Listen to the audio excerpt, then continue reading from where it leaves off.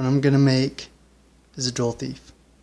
What it does is it only uses one battery, which is cool. It's only 1.5 volts to the LED, which is 3 volts. It drains more down the amperage, but it does step up the voltage. It uses a battery holder for the battery. It requires a battery, a limit resistor, 20 ohms to limit the current,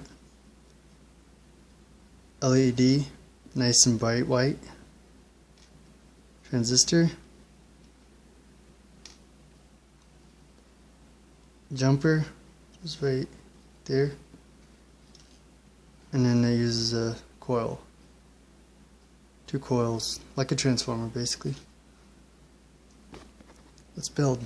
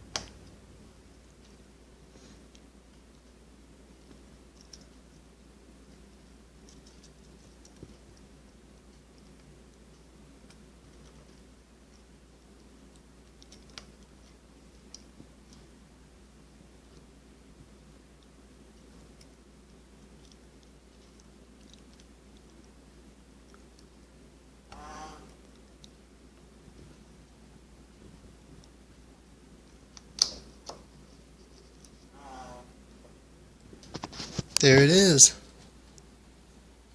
It's lit up. Only takes one battery.